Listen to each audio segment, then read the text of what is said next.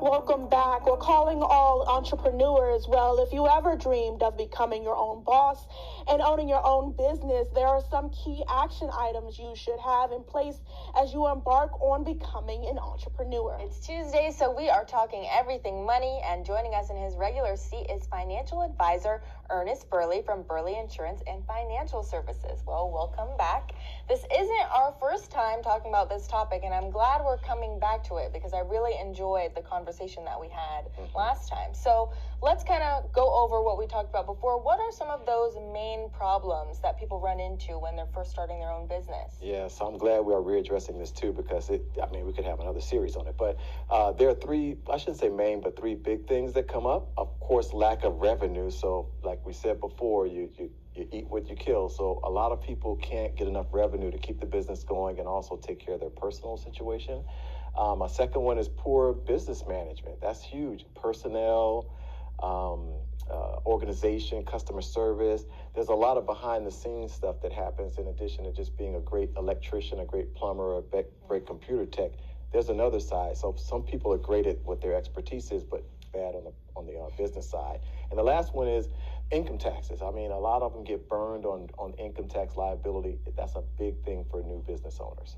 And can you talk a little bit more on how income taxes can be a big issue for business owners? It's a big issue because when a business owner receives money from someone, there are no taxes taken out, right? You cut a check to a person for $1,000, $5,000, $500. There are no taxes taken out, and we all know you can't earn money in this country without paying taxes. So if you earn $100,000 this year, you may owe $15,000, $20,000 in taxes all at one time in April of next year. And that is a big problem for most new business owners. So if I'm a small business owner, what can I do to tackle that problem and make sure it doesn't hit me in that way in April? Set yourself up on payroll. I always advise business owners to do that. You're an employee of your business just like you would be an employee of someone else's business. So pay yourself a salary, $30,000, $50,000, $80,000 a year, what have you, and you're paying taxes over 24 paychecks as opposed to trying to pay it all at one time. So that's one way to do it. Very highly recommend doing that. And also you can pay estimated quarterly taxes too. So you can cut a check to the federal government or the state, or you can go online and make payments for estimated quarterly taxes to help with that tax liability. And what are some key things a person should put in place when they decide, I want to become an entrepreneur?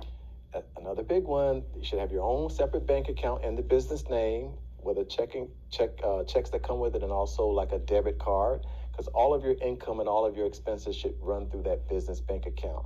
You should also have a business credit card, and you should incorporate to protect yourself from possible liability arising out of that business. So you can't have a situation occur where it's your business, but then they're digging into your personal assets because you're a sole proprietor. Everything is all combined together. You don't want that. Separate them out and also insure the business to protect it from situations that may arise.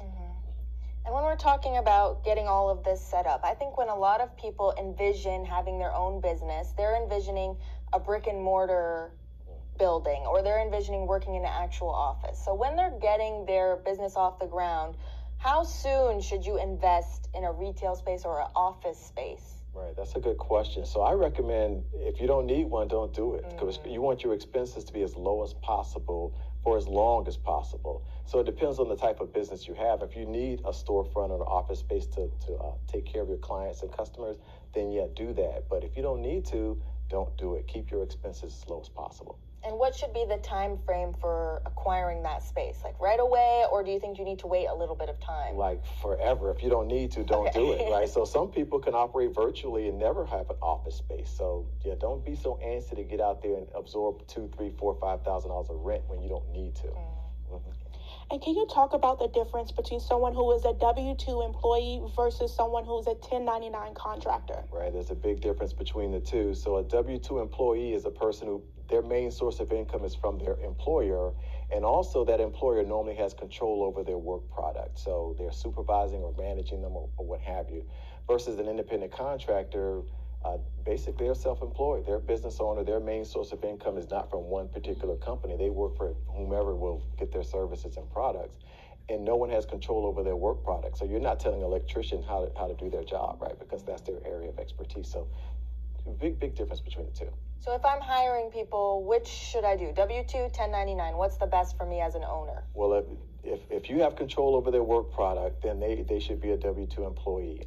So if they're answering your phones, doing things in the office, filing, taking care of your clients, more than likely you're managing them. They're a W-2 employee. A lot of employers try to get around doing that because if you have 1099 independent contractors, you don't have to take out for taxes. You don't need workers' comp and things of that nature. So the states don't really like that. So you got to make sure that they are categorized properly. Okay. Yeah. Well, thank you, Mr. Burley, for coming to us today and Thank talking you. with us. Yeah, appreciate it. Individuals should contact their own financial professional and attorneys to help answer questions about specific situations or needs before taking any action based on this information.